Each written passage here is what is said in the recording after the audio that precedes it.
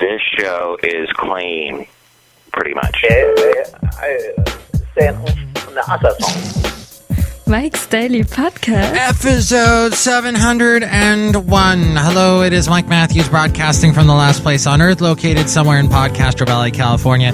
Today, Chely Shoehart, Floyd the Floorman, John Deere the engineer, plus it's the return of the segment Do You Know Dat?, where we look at some interesting recent stories about our society and culture today. And you know, you can teach your kids Mike's Daily Podcast, something that's very good for them. It's something that all of you will wish you had did. Mike's Daily Podcast. And that is teach them good grammar, like I have, which I don't have. It's a joke. Hey, what else happened on yesterday's show, Mike? Don't choke. Keep the lyrics going, because the song is playing beneath you, and yet you are slowing. Like this boat, it just keeps going and going with the Oompa Loompas. Mike's Daily Podcast. Madam Rutabaga Valentino Bison Bentley celebrated with me the 700th episode of the show. Mike's on yesterday's show. Daily. Where were you, huh? Podcast. Were you listening to that other daily podcast that I found out about that's in the Bay Area, that they're copying me, those jerks? What the heck? And they've got, like, more ethnic names than Mike. Mike is a boring white name, but they've got cool, fancy, elaborate names. Oh. And on yesterday's show, we wondered why we skipped Benita, the rodeo queen, as well as the Disgruntled Fiddle Player and the Brewmaster. Yes, we skipped over them. So, but we'll have them here tomorrow. Might as well not rush it, right? Today is June 1st, the first day of June, which I just repeated myself in a way that people do sometimes that annoys me. But no, it's also, it turns out, did you know that today is also Drive Like Day? Yeah, I didn't know that either until I was driving, and a lady in front of me, as we come up to this intersection, she decides to hit her brakes and just stop in the, even though it's a green light, she just stops right in the middle of the intersection. How fun is that? And so I honk twice, really hard. She doesn't move. What? I think she wants to make a right turn. And the people in the right lane are letting her make a right turn, but no, she decides to go straight. So I zip around her because the light is turning yellow, and I'm like, I'm going to get the hell away from this woman in an SUV. Ugh. Just the wrong combination to have a bad driver in an SUV. A bad driver of any type. So I'm now in front of her, and I've gone a couple of blocks, and now I'm stopped at a stoplight. She comes up behind me. She puts on her left-hand blinker, and I'm like, oh, good. I won't ever have to see her again. She's making a left turn. I'm going straight. I won't see her ever again because it's the Bay Area and there's a bunch of people and you rarely see the same people twice. No! She keeps going straight even though she's just hit her left turn lane signal. And she's like going straight as I am. And she's got a bunch of people behind her now that are getting just as annoyed with her as I was. And then I'm thinking, okay, because she's keeping her left turn lane signal on, and she's not making a U-turn. She's just still going straight, and she's driving really slow. And then all of a sudden, even though she has her left signal lane on, she makes a right turn. And insane. And then I don't see her ever again. Yay. But gosh, what? Even people, look, if you don't know where you are, if you're lost, don't assume everyone around you is going to be so nice and is going to be, oh, you're confused. We're going to give you lots of room and be really patient with you. That. Get the out of the way. Go over to the right side of the road and park. Figure it out. You've got a computer at your fingertips, a freaking cell phone. Use it. Dang it. Or call somebody. Oh, jeez. Thank you. Oh, one other quick thing about, I can't believe people have the audacity to do this. They have the audacity to be so rude. I put on Craigslist that there is a room I have for rent in my house. And somebody had the audacity of telling me in an email to me through Craigslist in responding to the ad that I suck. In their words, you suck because I will not allow any more pets in the house because I've already got Basil, the boxer, and I don't have any room for any other animals. Sorry. I don't want this house to be... one dog is enough, right? She's like, I have a little kitty. Oh, do you want to have a little dead kitty? Just kidding. Basil wouldn't kill your cat. But curiosity would. Look who just walked in. Hello, my God. This is Chely Shoehart, the gift shop supervisor. I can't believe that today is Drive Like Day. Yeah, actually, it's more like Audacity Day. And I don't mean Audacity like the recording software you can use for your computer audio software recording. It's the people just are audacious, is what it is. My God, I wonder if it's because it's the first day of the month and because it's also Sunday. Yeah, they do say Sunday drivers. Maybe there's a reason for that. Yeah, because people are really audacious on Sundays. Yeah. Are we using that word right? I don't know. Look who else just walked in. Hello, Mike. This is Floyd the Floorman. And this is John Deere, the engineer. Mike, I think that's a sign of what's going on in our culture, in society today, that people feel entitled, that they can do whatever they want, and that includes waiting in traffic, slamming on the brakes in traffic, and causing everyone all kinds of safety issues when they're driving. And they can email you whatever they want to. Email us whatever we want and traffic, right? You were kind of droning off there, John Deere, the engineer. I can't help it. It's how I talk. Oh. Floyd, do you understand him all the time? Yeah, Mike, sometimes his voice lulls me to sleep. And your voice? What does his voice do to you, John Deere, the engineer? It sometimes makes me want to kill myself. Oh. Hey, so this is fascinating that your children should know that they should eat vegetables. Exposing infants to new vegetables early in life encourages them to eat more of them compared to offering novel vegetables to older children. This apparently is new research that has just been released from the University of Leeds. They found that fussy eaters are able to eat a bit more of new vegetables each time they are offered them, involving babies, children. This research was done in UK, France, Denmark. Also, it dispelled the popular myth that vegetables need to be masked. Their flavor needs to be masked and given stealthily in order for children to eat them. So here's what they did in the study, according to medicalexpress.com. It was funded by the EU, by the way. The research team gave artichoke puree to 332 children from 3 countries aged from weaning age to 38 months. During the experiment, each child was given between 5 and 10 servings of at least 100 grams of the artichoke puree in one of 3 versions: basic, sweetened, or vegetable oil was mixed in there. Younger children consume more artichokes than older children. This is because after 24 months, children become reluctant to try new things and start to reject foods, even those they previously liked. Among the children, 4 distinct groups emerged. Most children were learners who increased intake over time. Then there was a group called the plate clearers that ate more than 75% of what was offered to them. Then there was the non-eaters who ate less than 10 grams. And then there were the others, which were just the remaining children that didn't fit into the other group. So, globe artichoke was chosen as the sample vegetable because, as part of the research, parents were surveyed and artichoke was one of the least offered vegetables. So, 1 in 5 children cleared their plates. while 2 and 5 had learned to like artichokes with the 332 children that were aged between 4 months and 38 months. What do you think of this study?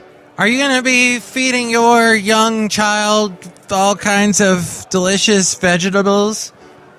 Artichokes. Now, the only way I've learned to eat artichokes is to, of course, bury it in melted garlic butter or mayonnaise.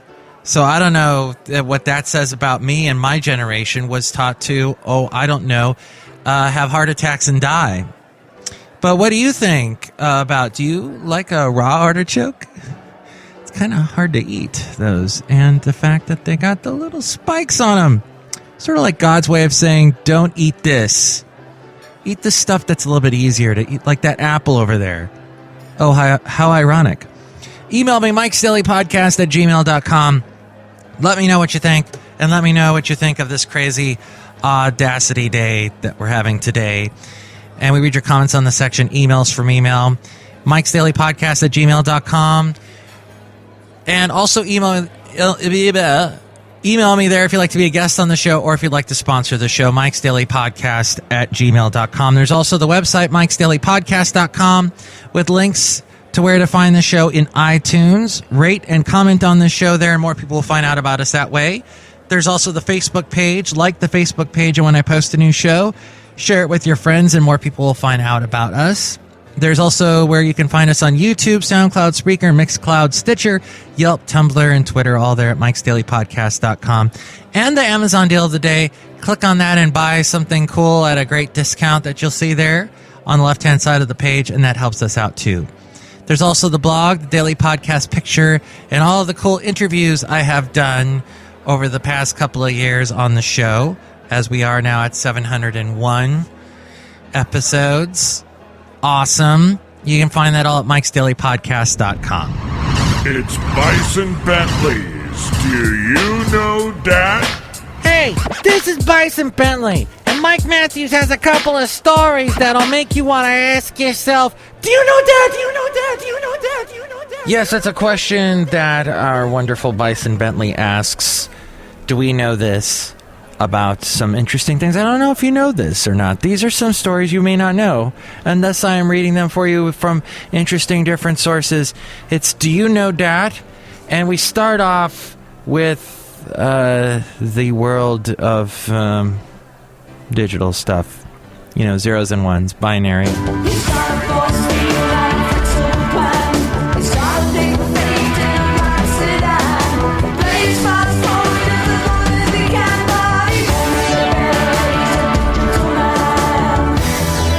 The digital world. Countries rich with connected young people may one day run the world. This according to Wired magazine.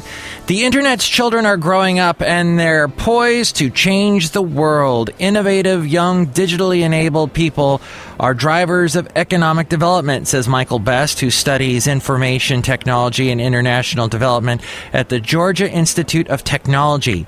But to understand these digital natives and what their economic potential may be, we have to figure out where they are. Best recently teamed up with the International Telecommunication Union to create the first country-by-country tally of the world's digital natives, defined as people between the ages of 15 and 24, oops, that's not me, who've been online for at least 5 years. I've been online for at least 5 years, though. There are 363 million of them around the globe, but they don't live where you think. Here's a glimpse into the digital future. The most percentage of the population that is digitally native is in Iceland, followed by New Zealand and South Korea. And then there's Malaysia, right after South Korea. Malaysia encourages students to use the internet in class. That's created many digital natives, though most adults aren't online, and per capita GDP is the lowest of the top 10. Then there is China.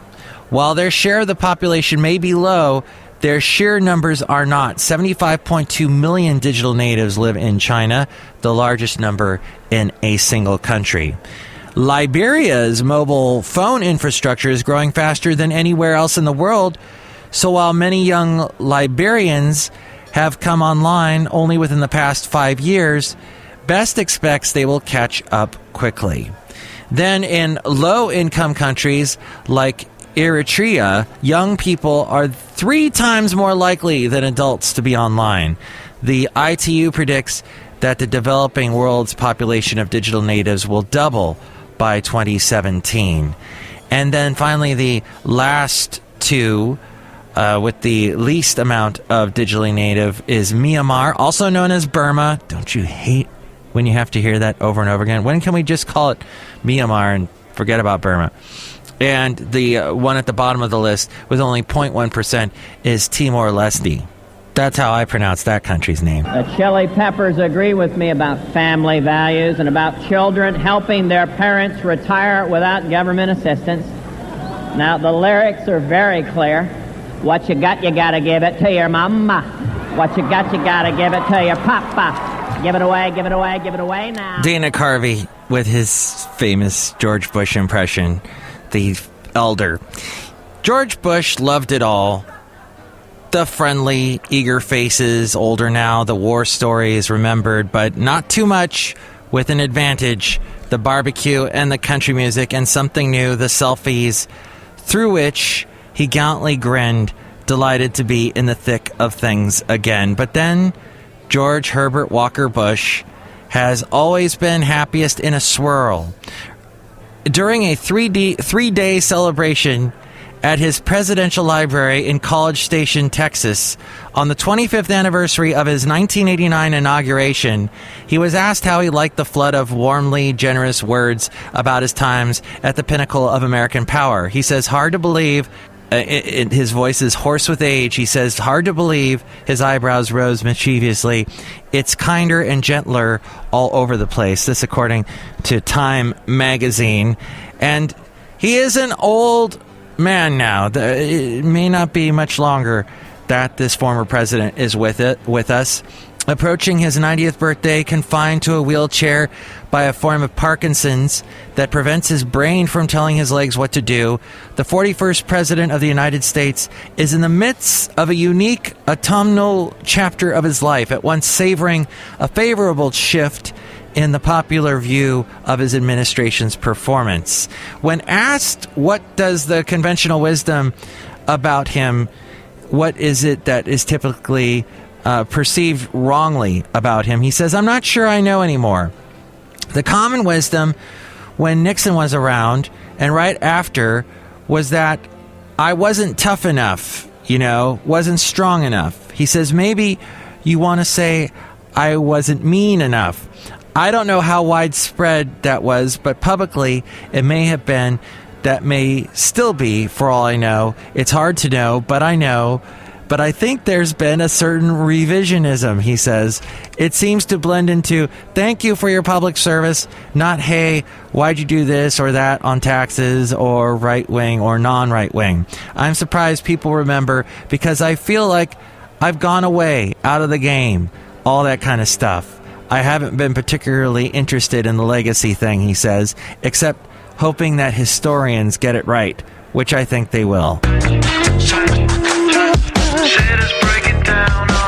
That is Damon Albarn and the band The Gorillaz.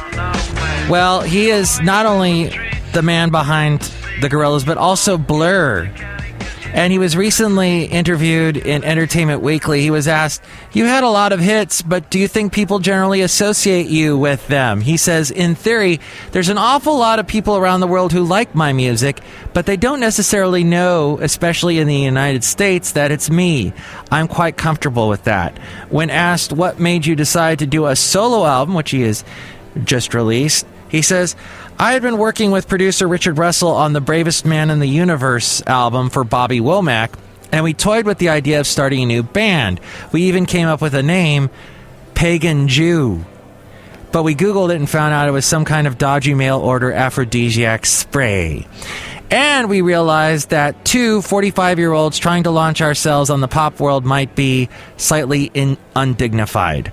Then Richard said, what I'd like to do is produce you. So I went back to the neighborhood I grew up in London, and it started to make sense. Obviously, I tried to make it poetic, but apart from the last song with Brian Eno, every single word and every line took place. It happened, no exaggeration. When asked how did Brian Eno get involved, he says, I've known him for well over a decade, but that song came out of using the same health club. Brian typically was involved in more ambient stuff like unisex water aerobics, and I was doing more perfunctory running machines.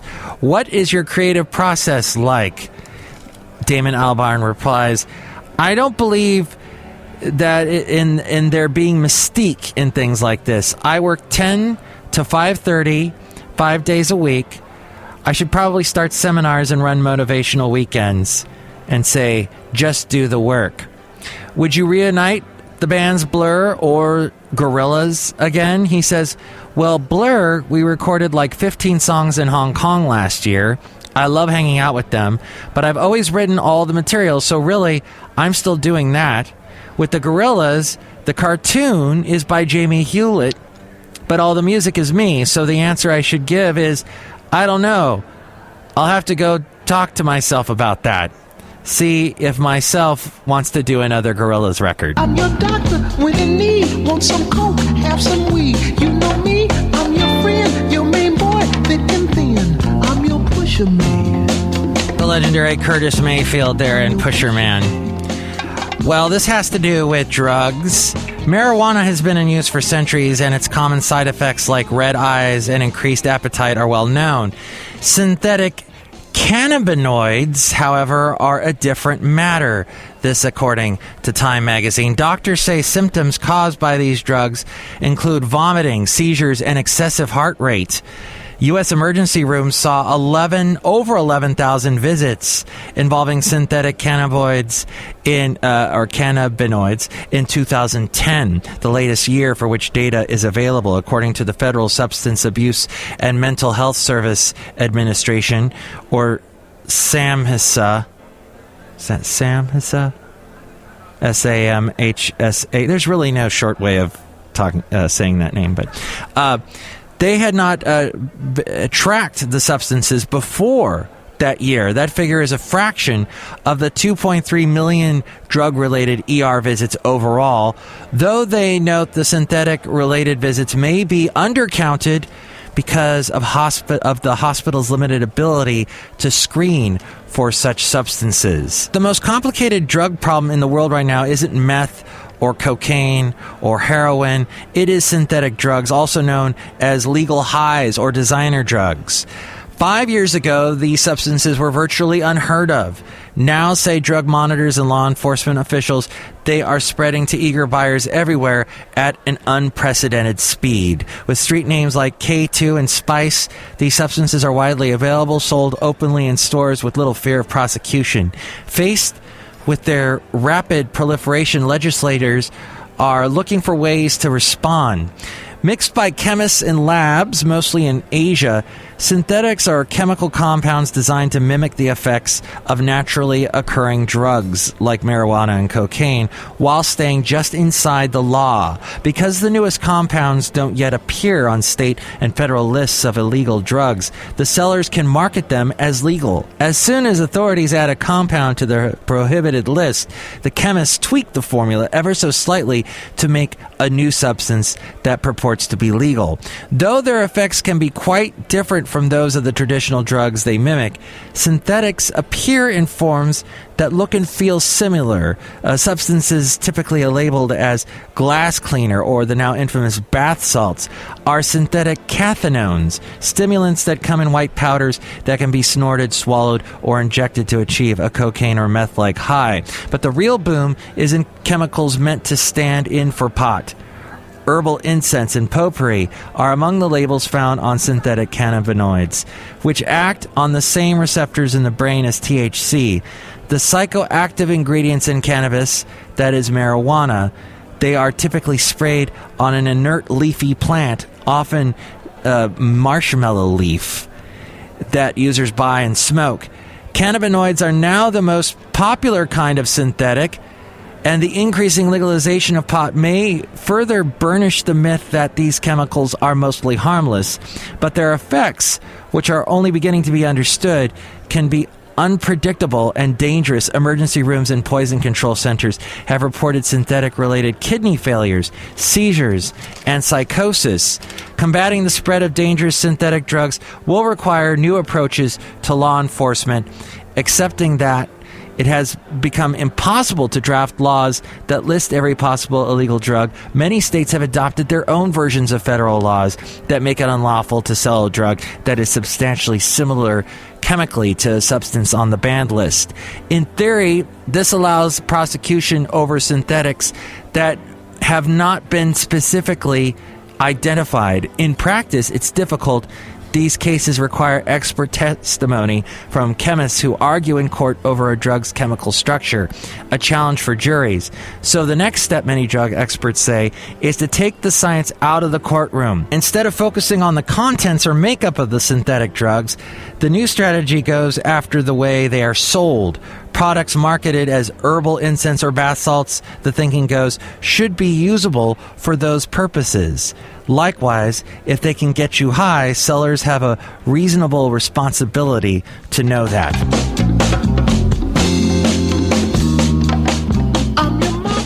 As we go outside the last place on earth where we bring you Mike's Daily Podcast, somewhere in Podcaster Valley, California. And here's today's podcast picture. The picture has to do with something, well, that is a good thing in our culture, in our society, that, well, it's been around a long time. It won't ever go away. It's dancing. And how funny it is. The two big things I've noticed about dancing is when you're watching people dance, they're either really good or they're never really bad. They're usually really funny. The worse they get, the funnier they are, and then that's entertaining as well. So it's a win-win. And I'm discussing that with Valentino, the parking attendant. Isn't that right, Valentino? Yeah, we were discussing dancing while you and I were both dancing. That was kind of strange day. Yeah, we were dancing together. We weren't holding hands or anything, or, close to each other. We were separated. And it's weird, because guys can't dance on a dance floor together. There's got to be a woman in close proximity at all times. If you're heterosexual. And then that kind of sometimes doesn't happen. The woman wants to leave the floor, and you're stuck there dancing with your guy friend, and it's like, let's go watch a football game on television. Let's go. Okay, bye. Like that kind of thing. Right, Valentino? Yeah, let's go watch the football, baseball game on the whatever sport on television day. I'd really rather not. Me neither.